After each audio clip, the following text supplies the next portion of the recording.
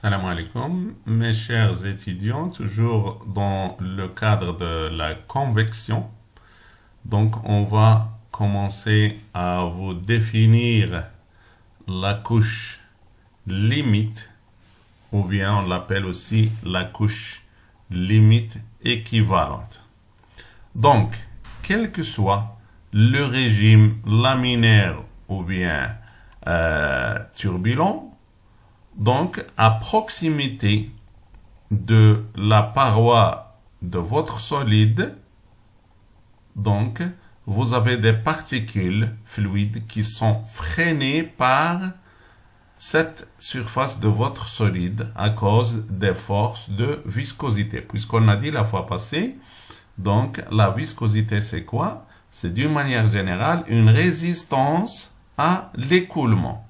Donc, c'est à cause de cette résistance à l'écoulement de votre fluide sur la surface de votre solide, donc, que ces particules sont freinées. Donc, au contact de la paroi, la vitesse des particules, elle tend à s'annuler. Ces particules qui sont immobiles vont freiner les autres particules et d'autant plus qu'on s'éloigne de la surface. Donc la zone d'influence de ce phénomène, il est limité, il a une certaine limite. Donc dans cette zone où la vitesse des particules est plus faible que la vitesse moyenne de l'ensemble de votre fluide, est appelée la couche limite équivalente, ou bien parfois on l'appelle couche stationnaire. Cette couche stationnaire, elle se comporte en régime laminaire, donc même si le mouvement de votre fluide est turbulent.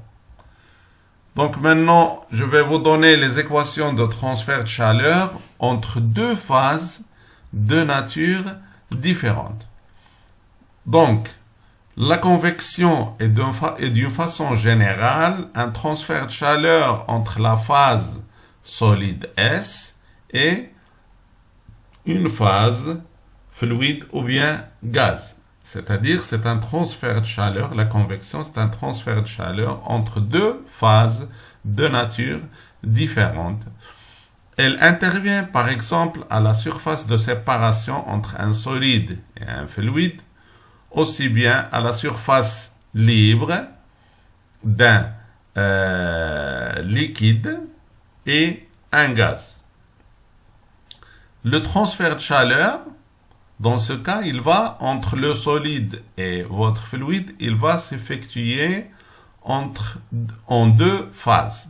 La première phase, dans la première phase, la chaleur est échangée par conduction entre la surface de votre solide et une couche mince de votre fluide, c'est-à-dire entre la surface de votre solide et cette couche limite équivalente qu'on a considérée qu'elle est stationnaire. Donc, dans une deuxième phase, le fluide du film est déposé dans la masse de votre fluide. Ce déplacement est il peut être soit naturel à cause de la différence de densité de fluide chaud et le fluide froid, soit artificiel s'il est forcé. Dans ce cas, les équations de Fourier et de Fick qu'on a vues au cours du premier chapitre ne sont plus applicables à moins de faire quelques hypothèses simplificatrices. Donc, la première hypothèse que je peux faire, donc la couche limite équivalente qui a une certaine épaisseur delta x a une forme régulière, donc alors qu'en réalité, donc voilà, vous remarquez que c'est un vecteur vitesse, je considère, elle a une forme irrégulière. Alors moi, qu'est-ce que je vais faire? Je vais considérer qu'elle a une épaisseur régulière. Le mouvement du fluide dans cette couche, il est considéré comme étant un corps immobile de conductivité lambda phi. Donc, deuxième hypothèse. Donc, voilà, vous avez votre solide qui est porté à une certaine température T1, votre fluide qui est porté à une température T2 inférieure à T1. Donc, il va se produire un transfert de chaleur du solide vers le fluide. Donc, en dehors de cette couche limite, deuxième hypothèse, en dehors de cette couche limite, les transferts de chaleur et de matière qui sont dus à ces tourbillons sont infiniment rapides, que l'on peut considérer qu'à un moment donné, il existe une température moyenne ou bien une concentration moyenne dans cet espace au sein de votre fluide.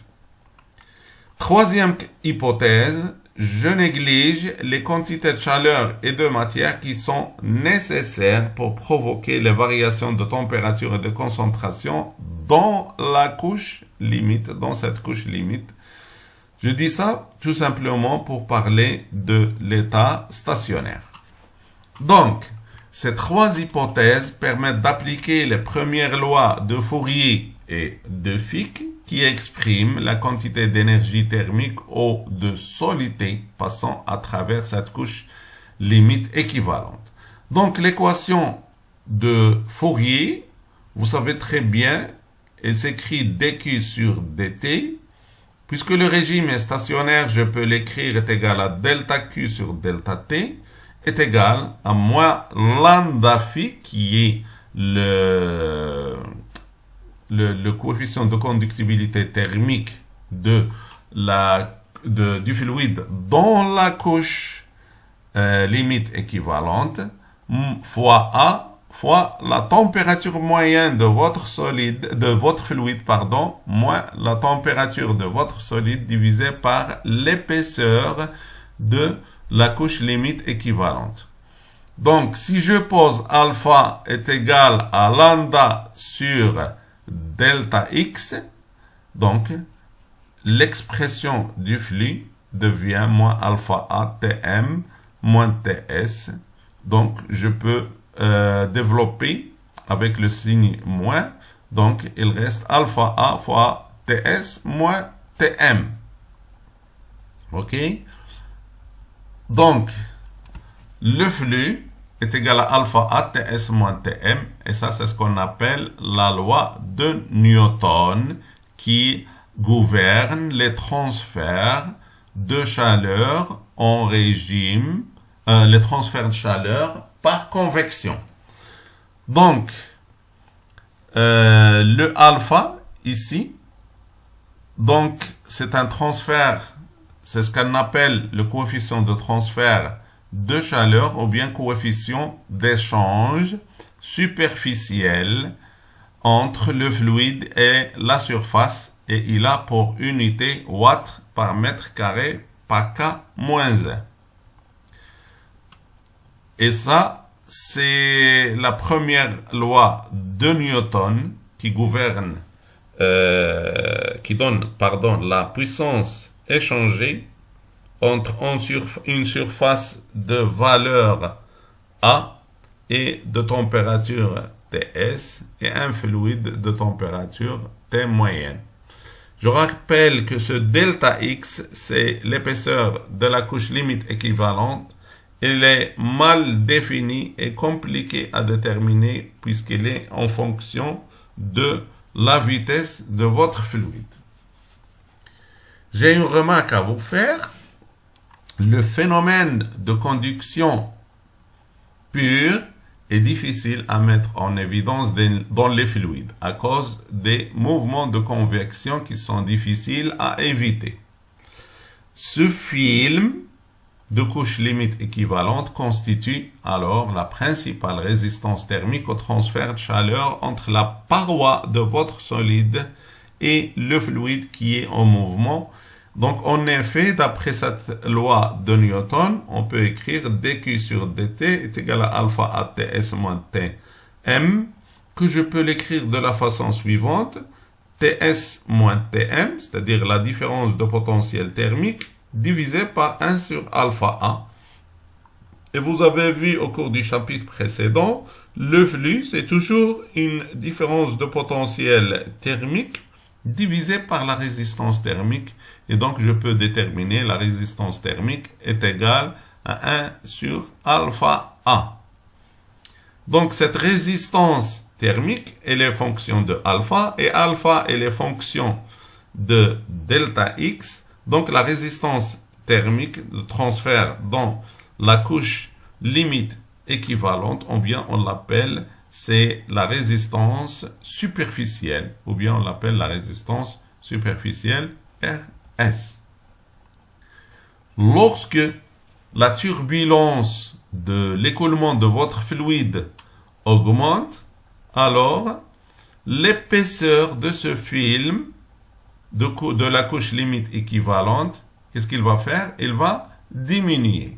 Et s'il diminue, donc, alpha, qu'est-ce qu'il va faire? Donc, il va augmenter, et donc, la résistance, il va diminuer. Et donc, dQ est égal à alpha A TS moins Tm. Donc, c'est le flux de chaleur pour un écart de température donné est d'autant plus important que le régime est turbulent. Donc, puisque le régime est turbulent, donc le alpha, il sera très grand à cause du fait que delta X est petit, et par conséquent, le flux, il est proportionnel à alpha, donc il sera important. Dans ce tableau, je vous ai donné un certain ordre de grandeur de la valeur de alpha. Alpha entre le fluide en mouvement et la paroi d'un solide. Donc voilà, ici vous avez le type de transfert. En convection naturelle, dans le cas de l'air, ce alpha est égal, est compris entre, il peut varier, il dépend de différentes conditions. Donc, elle varie de 1 à 50 kilocalories par heure par mètre carré par degré Celsius. Lorsque la convection est forcée, remarquez, le alpha, il devient important à cause du fait que la couche limite équivalente, elle diminue en convection forcée. Donc, je vous ai donné aussi des valeurs pour la vapeur, de alpha pour la vapeur. Donc, en condensation, lorsque vous avez condensation en film, sur une surface, il va varier de 5000 jusqu'à 20 000. Donc, je pense que je vais vous laisser à la vidéo prochaine afin de traiter ou bien de vous donner les équations de transfert de chaleur entre deux phases, maintenant en mouvement turbulent.